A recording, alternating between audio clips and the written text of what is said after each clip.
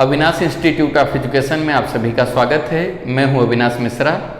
गंगा नदी के बारे में गहराई से अध्ययन करने के बाद आज के इस वीडियो में हम लोग गंगा की जो सहायक नदियां हैं उसके बारे में गहराई से अध्ययन करेंगे। अगर आपने इससे पहले का वीडियो नहीं देखा तो उसका लिंक आपको नीचे डिस्क्रिप्शन में मिल जाएगा, नहीं तो आप प्लेलिस्ट में जाकर भारत की नदियों का सभी वीडियो एक साथ देख सकते हैं। लेक्चर शुरू करने से पहले सबसे पहले हम समझेंगे कि सहायक नदियां किसे कहा जाता है। जब कोई बड़ी और मुख्य नदी प्रवाहित होती है तो जगह जगह पर आकर उस नदी से बहुत सारी छोटी छोटी नदियां आकर मिलती हैं। तो जो नदी उस मुख्य नदी से आकर मिलती है तो उस नदी को हम लोग उस नदी की सहायक नदियां कहते हैं। इसको आसानी से समझो। यहाँ पे एक गंगा नदी है, यहाँ पे गंगा नदी प्रवाहित हो रही है। गंगा नदी एक मुख्य नदी है और गंगा नदी से बहुत सारी नदियां जगह जगह पर आकर क्या कर रही हैं, गंगा नदी से मिल रही हैं। तो ये सब नदियों को क्या कहेंगे, गंगा की सहायक नदियां कहेंगे। समझ में आ गया। जब कोई मुख्य और बड़ी नदी प्रवाहित होती है तो जगह जगह पर उस नदी से आकर बहुत सारी नदियां आकर मिलती हैं। तो जो नदियां आकर मुख्य नदी से मिलती है तो उसे हम लोग सहायक नदियां कहते हैं। तो जैसे यहाँ पे गंगा नदी है, ये प्रवाहित हो रही है, तो यहाँ पे एक राम गंगा नदी है जो आके गंगा नदी से मिल रही है। तो राम गंगा को गंगा की सहायक नदियां कहेंगे। समझ में आ गया। तो चलो अब इसको अच्छे से समझते हैं। गंगा नदी का निर्माण दो धाराओं के मिलने से होता है। गंगा नदी का निर्माण दो धाराओं के मिलने से होता है। यहाँ पे ध्यान दो, यहाँ पे एक जगह है देवप्रयाग। देवप्रयाग से पहले गंगा नदी जो है दो भागों में बटी हुई होती है। एक नदी का नाम होता है अलकनंदा नदी और एक नदी का नाम होता है भागीरथी नदी। ये भागीरथी नदी और अलकनंदा नदी जब देवप्रयाग में आकर आपस में मिलती हैं तो गंगा नदी का निर्माण करती हैं। समझ में आ गया।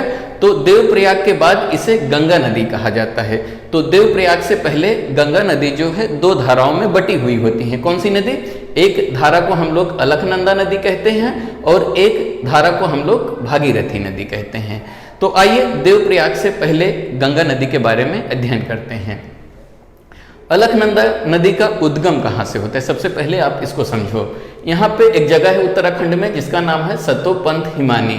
सतोपंथ हिमानी के उसी जगह पर बद्रीनाथ मंदिर भी है। समझ में आ गया। जो सतोपंथ हिमानी है उसी जगह पर बद्रीनाथ मंदिर भी स्थित है। समझ में आ गया।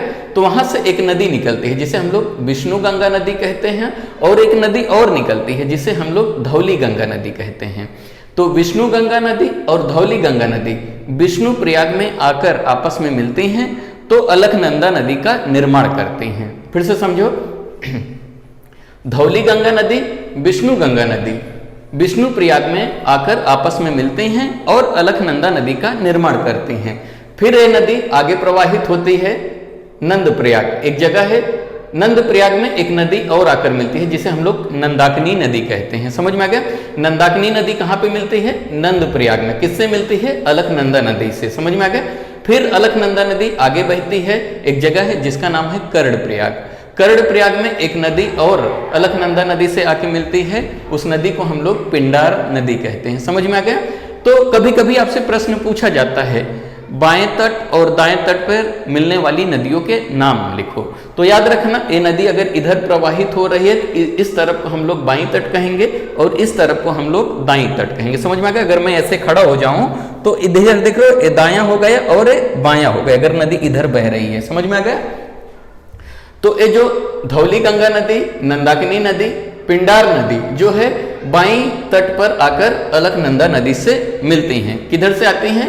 बाईं तट से आती हैं। समझ में आ गया। फिर कर्ण प्रयाग में अलकनंदा नदी से कौन सी नदी आकर मिलती है? पिंडार नदी। फिर अलकनंदा नदी आगे प्रवाहित होती है, एक जगह है जिसका नाम है रुद्रप्रयाग। रुद्रप्रयाग में एक नदी और आकर अलकनंदा नदी से मिलती है। कौन सी नदी? मंदाकिनी नदी। मंदाकिनी नदी कहाँ से आती है? केदारनाथ जो मंदिर है ना वहां से आती है। समझ में आ गया। समझ लेना कि मंदाकिनी नदी जो है जहां से इसका उद्गम होता है वहां पे केदारनाथ जो मंदिर है वो स्थित है। समझ में आ गया। तो केदारनाथ मंदिर से एक नदी निकलती है जिसे हम लोग मंदाकिनी नदी कहते हैं। मंदाकिनी नदी जो है रुद्रप्रयाग में आकर अलकनंदा नदी से मिलती है। तो कभी कभी आपसे प्रश्न पूछा जाएगा मंदाकिनी नदी जो है अलकनंदा नदी से किस तट पर आके मिलती है? तो याद रखना ये जो है दाई तट पर आके अलकनंदा नदी से मिलती है। क्लियर हुआ? अब आगे समझो, अलकनंदा नदी रुद्रप्रयाग से आगे प्रवाहित होती है देवप्रयाग। समझ में आ गया? यहाँ पे एक जगह है जिसका नाम है देवप्रयाग। देवप्रयाग में एक नदी और आकर मिलती है। कौन सी नदी? भागीरथी नदी।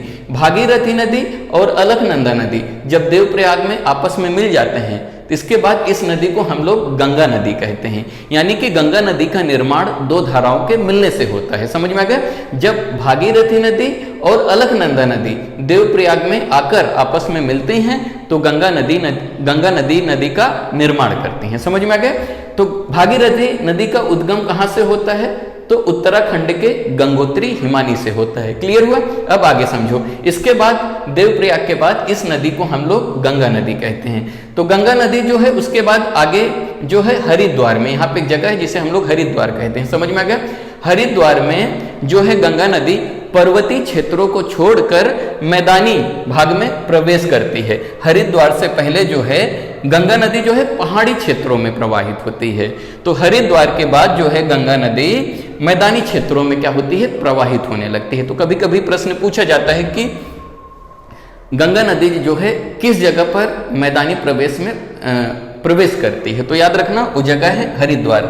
हरिद्वार के बाद गंगा नदी जो है मैदानी प्रदेश में प्रवेश करती है। क्लियर हुआ? आगे समझो, फिर गंगा नदी और आगे प्रवाहित होती है उत्तर प्रदेश में। हरिद्वार से पहले इसे हम लोग उत्तराखंड कहते हैं।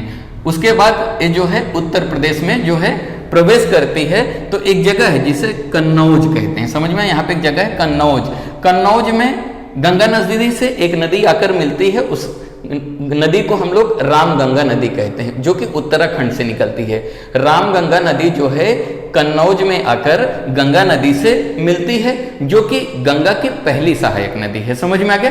कभी कभी आपसे प्रश्न पूछा जाएगा कि गंगा की जो पहली सहायक नदी है वो कौन सी है? तो याद रखना रामगंगा, क्योंकि इससे पहले देवप्रयाग से पहले तो गंगा नदी को अलकनंदा और भागीरथी के नाम से जाना जाता है। समझ में आ गया? देवप्रयाग के बाद कन्नौज में रामगंगा नदी आकर मिलती है गंगा नदी से और इस रामगंगा नदी को गंगा की पहली सहायक नदी कहा जाता है। क्लियर हुआ? आगे चलो, फिर ये नदी जो है आगे बहती हुई प्रयागराज पहुंचती। प्रयागराज यानी कि इलाहाबाद। इलाहाबाद को अब क्या कहा जाता है? प्रयागराज। तो प्रयागराज में एक नदी आकर मिलती है। कौन सी नदी? यमुना नदी। यहाँ पे देख रहे हो, यमुना नदी का उद्गम कहाँ से होता है? यमुनोत्री हिमानी से। बंदरपूछ जो श्रेणी है उत्तराखंड के यमुनोत्री हिमानी से जो है यमुना नदी का उद्गम होता है। यमुनोत्री हिमानी मतलब एक ग्लेशियर होता है, बर्फ का टुकड़ा होता है जिसे हम लोग ग्लेशियर कहते हैं या हिमानी कहते हैं। तो उस हिमानी से यानी यमुनोत्री हिमानी से यमुना नदी का उद्गम होता है यानी कि शुरुआत होता है। यमुना नदी यहाँ से प्रवाहित होते हुए प्रयागराज में यानी कि इलाहाबाद में गंगा नदी से आकर मिलती है जो कि गंगा नदी की सबसे बड़ी सहायक नदी है। तो आपसे प्रश्न पूछा जाएगा कि गंगा की सबसे बड़ी सहायक नदी कौन सी है? तो याद रखना गंगा की जो सबसे बड़ी सहायक नदी है वो है यमुना नदी, जिसकी लंबाई कितनी है? 1376 किलोमीटर। यमुना की लंबाई कितनी है? 1376 किलोमीटर। तो यमुना की भी कुछ सहायक नदियां हैं, वो देख लेते हैं। तो यमुना की एक सहायक नदी है जिसे हम लोग चंबल नदी कहते हैं। तो चंबल नदी का उद्गम कहाँ से होता है? इंदौर। इंदौर कहाँ पे है? मध्य प्रदेश में है। चंबल नदी जो है यमुना नदी की सबसे बड़ी सहायक नदी है। समझ में आ गया? फिर यह नदी आगे प्रवाहित होती है, इसमें एक नदी और आकर मिलती है जिसे बेतवा नदी कहते हैं। बेतवा नदी का उद्गम कहाँ से होता है? विंध्या पर्वत श्रेणी से होता है। समझ में आ गया? जो कि मध्य प्रदेश से निकलती है। फिर यमुना नदी आगे प्रवाहित होती है, एक नदी आकर यमुना नदी में मिलती है, उसे हम लोग केन नदी कहते हैं। केन नदी कहाँ से आती है? कैमूर पहाड़ी से आती है। कैमूर पहाड़ी कहाँ पे है? मध्य प्रदेश में। फिर उसके बाद यमुना नदी आगे प्रवाहित होती है, प्रयागराज पहुंच जाती है यानी इलाहाबाद पहुंच जाती है। प्रयागराज में क्या होता है? गंगा नदी और यमुना नदी आपस में मिल जाती हैं। यहाँ पे एक नदी और आकर मिलती है, सरस्वती नदी, जो कि वो छिपी हुई नदी होती है। समझ में आ गया? तो यहाँ पे ये तीनों नदियों का संगम होता है। कौन कौन सी नदी? गंगा नदी, यमुना नदी और सरस्वती नदी। सरस्वती नदी जो है दिखाई नहीं देती है। समझ में आ गया? तो ये नदी फिर आगे बढ़ती है गाजीपुर में। समझ में आ गया? तो गाजीपुर में एक नदी और आके गंगा नदी से मिलती है। कौन सी नदी? गोमती नदी। गोमती नदी कहाँ से आती है? फुलहर झील, जो कि पीलीभीत के फुलहर झील उत्तर प्रदेश से निकलती है और गाजीपुर में आके गंगा नदी से मिलती है। कौन सी नदी? गोमती नदी। फिर गंगा नदी क्या करती है, आगे बढ़ती है। गाजीपुर के बाद गंगा नदी जो है बिहार में प्रवेश कर जाती है। समझ में आ गया। यहाँ पे है नापचा तुंग हिमानी। क्या है, नापचा तुंग हिमानी, जो कि तिब्बत के पठार में है। वहां से एक नदी निकलती है, उस नदी को हम लोग घाघरा नदी कहते हैं। समझ में आ गया। घाघरा नदी को छपरा में, छपरा के आसपास में सरयू नदी भी कहते हैं। याद रखना, घाघरा नदी को सरयू नदी भी कहा जाता है। तो घाघरा नदी जो है गंगा नदी से कहाँ पे मिलती है, छपरा में मिलती है। फिर आगे बढ़ती हुई गंगा नदी पहुंचती है पटना में। तो पटना में गंगा नदी से एक नदी और आकर मिलती है। कौन सी नदी, सोन नदी। सोन नदी का उद्गम कहाँ से होता है, अमरकंटक पहाड़ी से। अमरकंटक पहाड़ी से सोन नदी निकलती है और पटना में जाके गंगा नदी से मिल जाती है। उसके बाद गंगा नदी आगे बहती हुई प्रवाहित होती है, एक नदी और आके मिलती है। कौन सी नदी, गंडक नदी। गंडक नदी जो है सोनपुर में आके गंगा नदी से मिलती है। उसके बाद गंगा नदी और आगे प्रवाहित होती है, कुर्सेला एक जगह का नाम है, वहां पे कोसी नदी कुर्सेला में आके गंगा नदी से मिलती हैं। उसके बाद गंगा नदी आगे बहती हुई निकल जाती हैं, यहाँ पे कहाँ पे एक नदी और आके मिलती है। कहाँ से निकलती है, दार्जिलिंग की पहाड़ी से निकलती है। उस नदी का नाम है महानंदा नदी। महानंदा नदी जो है यहाँ पे आती हुई एक जगह है जिसका नाम है फरक्का बैराज। समझ में आ गया। फरक्का बैराज में एक नदी आके मिलती है, उस नदी को क्या कहते हैं, महानंदा नदी। कहाँ से निकलती है, दार्जिलिंग की पहाड़ी से निकलती है। समझ में आ गया।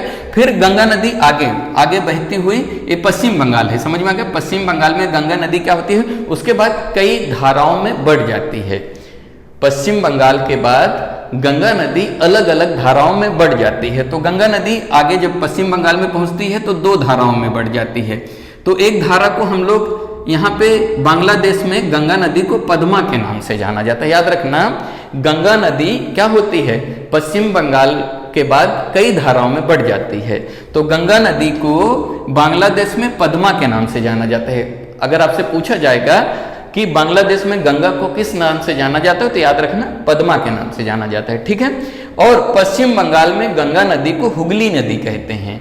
पश्चिम बंगाल में गंगा नदी को हुगली के नाम से जाना जाता है। समझ में आ गया। और इस हुगली नदी में आके एक नदी आके हुगली नदी में मिलती है, जो कि दामोदर नदी है। दामोदर नदी जो है हुगली नदी में आकर मिलती है। फिर से समझो, पश्चिम बंगाल के बाद गंगा नदी जो है कई धाराओं में बढ़ जाती है। तो बांग्लादेश में गंगा नदी को पद्मा कहते हैं और पश्चिम बंगाल में गंगा नदी को हुगली नदी कहते हैं। और हुगली नदी से एक नदी आकर मिलती है, दामोदर नदी। समझ में आ गया। फिर आगे ये पद्मा नदी है, पद्मा नदी में आकर ब्रह्मपुत्र नदी जो है पद्मा से यानी कि गंगा से मिलती है। तो ब्रह्मपुत्र को बांग्लादेश में जो ब्रह्मपुत्र नदी है जमुना नदी के नाम से जाना जाता है। ब्रह्मपुत्र नदी को बांग्लादेश में किस नाम से जाना जाता है, जमुना नदी के नाम से जाना जाता है। ठीक है। फिर आगे नदी और प्रवाहित होती है, तो इसमें एक नदी और आकर मिलती है जिसे हम लोग मेघना नदी कहते हैं। उसके बाद मेघना नदी के बाद जो है गंगा नदी अपना पानी जो है बंगाल की खाड़ी में गिराती है, जिसके कारण वहां पे एक बहुत बड़े डेल्टा का निर्माण करती है। डेल्टा क्या होता है, इसका वीडियो मैंने पहले से बना दिया है। अगर आपने वो नहीं देखा है तो उसका लिंक आपको नीचे डिस्क्रिप्शन में मिल जाएगा, आप जाके वहां से देख सकते हैं। तो यहाँ पे आपको एक चीज ध्यान देने वाली बात है, ये है बाईं तट और ये है दाईं तट। आपसे पूछा जाता है कि गंगा नदी से कौन कौन सी नदी बाईं तट पे आके मिलती है और दाईं तट पे आके मिलती है। तो याद रखना, गंगा नदी से जो बाईं तट से आके नदी मिलती है वो है रामगंगा नदी, गोमती नदी, घाघरा नदी, गंडक नदी, कोसी नदी और महानंदा नदी। समझ में आ गया।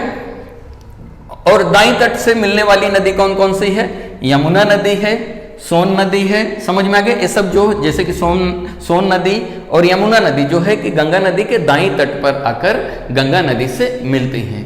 तो वीडियो कैसा लगा कमेंट करके जरूर बताइएगा। अगर अभी तक इस चैनल को आपने सब्सक्राइब नहीं किया तो कर लीजिए। वीडियो देखने के लिए धन्यवाद।